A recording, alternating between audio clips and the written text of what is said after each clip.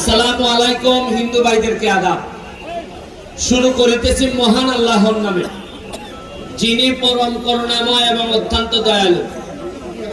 আজকে প্রথমে বাজারের যে ব্যাক্স, আমাদের যে বাজারের সমিতি, তাদের প্রধান সমস্যা হচ্ছে গিয়ে যানজট এবং এই বালুর গাড়ির সমস্যা।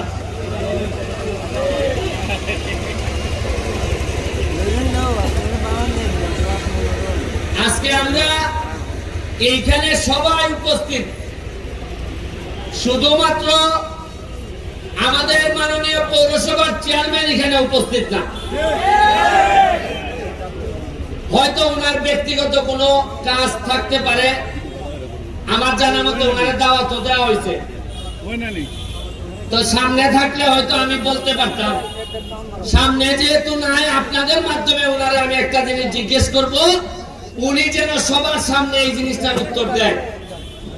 যদি এই বালুর গাড়ির বিরুদ্ধে ব্যবস্থা নিতে হয়, প্রথম এই ব্যবস্থা নেওয়ার মালিক হচ্ছে গিয়ে পৌরসভার চেয়ারম্যান।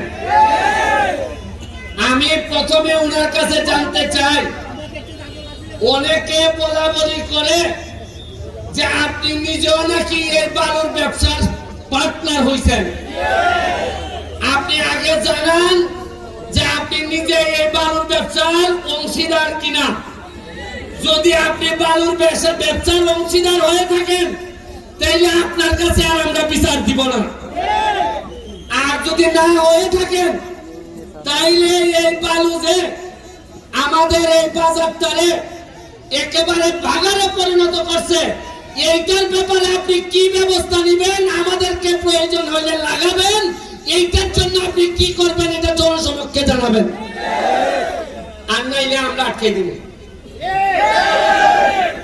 আমার এলাকা, আমি প্লেট ডিভিশন পৌরসভা উপজেলা চেয়ারম্যান, তারা যদি কোনো ভুল করেন, আমি ওভারটার্ন মারার ক্ষমতা আমার আছে।